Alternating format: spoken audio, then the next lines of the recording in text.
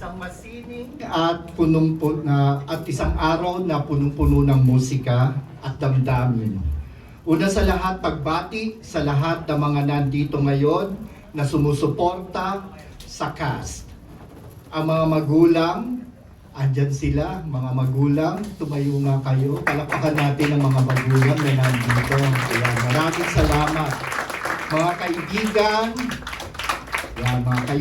mga alumni, meron din tayo mga alumni ng cast na nandito at iba pang mga espesyal na tao sa buhay namin.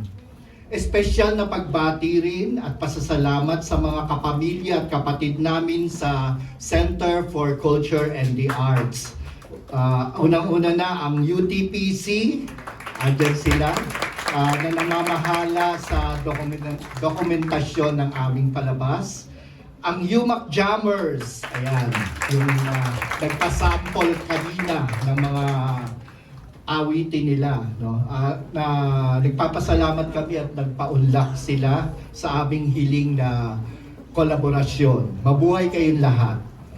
Ang mapapanood ninyo ay bunga ng isang linggong palihan o workshop sa Step 3, Voice, Acting, and Musical Theater Workshop. Medyo mabigat po ang pinagdaanan ng ating mga participants. Ito ay dilahukan ng aming mga apprentice member na ito rin ang magiging hudyat para sila ay mag-step up sa junior member. Palakpakan natin sila. Ang palabas na ito ay hudyat ng pag-step up din ni Binibining Roda Vida Dizon mula sa pagiging isang very active senior member.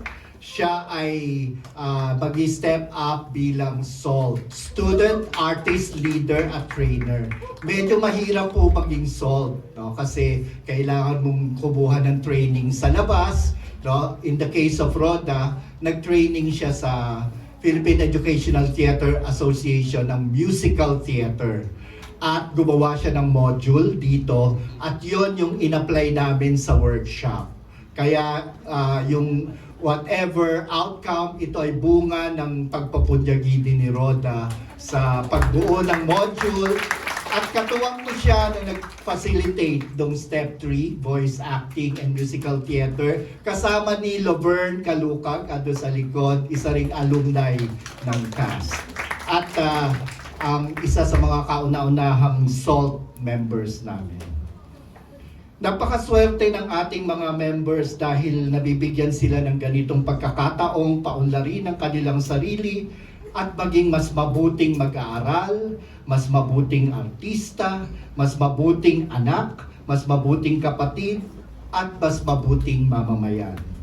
Lagi kong sinasabi na ang pagsasanay sa teatro ay pagsasanay sa buhay.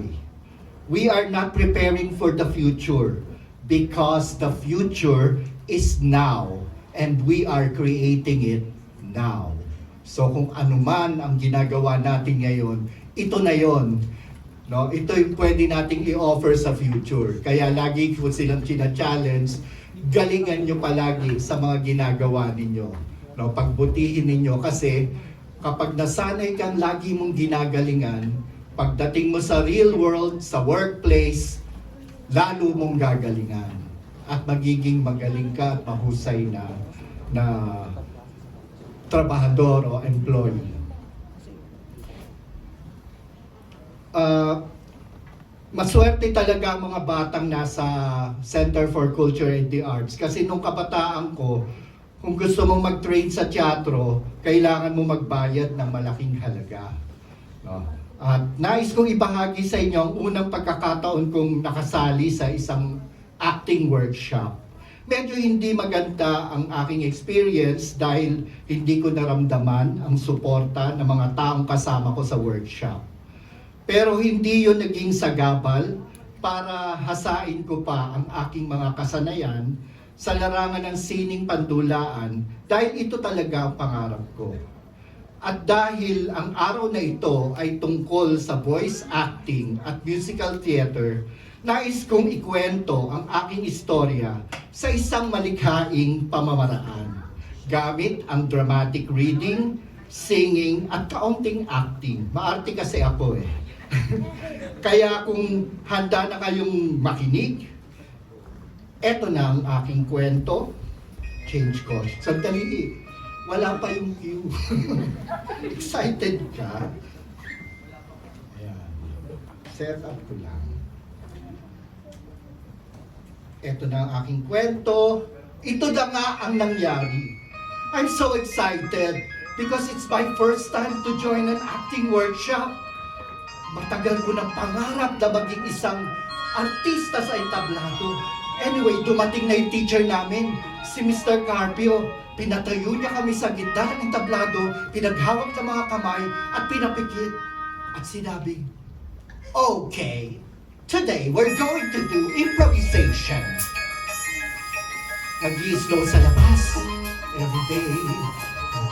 Feel the motion, feel the motion down the hill. Every day, for a week we would try to feel the motion, hear the wind rush down the hill. So I dived down to the bottom of my soul to see what I have inside. So I dug right down to the bottom of my soul, and I tried, and everybody's going, whoosh, whoosh, I feel the air, I feel the snow, I feel the cold. Dinalingan ako ni Mr. Carpio. Ikaw, Protasio, what did you feel, sir? And I felt nothing, I'm feeling nothing. And he said, ano ka ba, Protasio? Feel it naman. They all felt something, but I felt nothing. Except this feeling that this bullshit was absurd. But I said to myself, hey, 1 week pa lang naman at walang snow sa Pilipinas. Second week, more advanced, we will try to be a sports car, be a table, ice cream cone.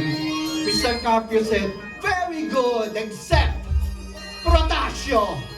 Try Protasio. All alone. So I dug right down to the bottom of my soul to see what I have inside. So I dug right down to the bottom of my soul, and I tried to bend. And all the kids yelled, nothing! You are nothing! And Carpio allowed it, which makes me mad. They were so helpful. They called me hopeless until I really didn't know where else to turn. And Carpio said, alam mo, Protasio, I think you should forget about acting. You'll never be an actor. Just go! Went to church, prayed Santa Maria, send me guidance, send me guidance on my knees. Went to church, prayed Santa Maria, help me feel it, help me feel it, pretty please. And a voice from down to the bottom of my soul came up to the top of my head. And a voice from down to the bottom of my soul.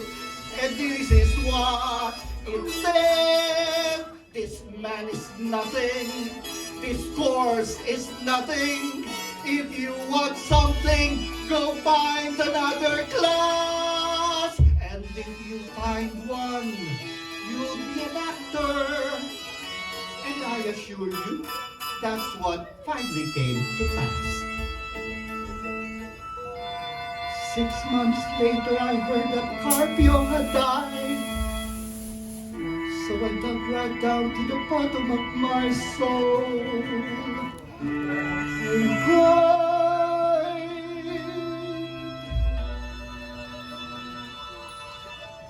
Because I felt nothing. As if naman I want the old man to die, no? Thank you very much. Enjoy the show.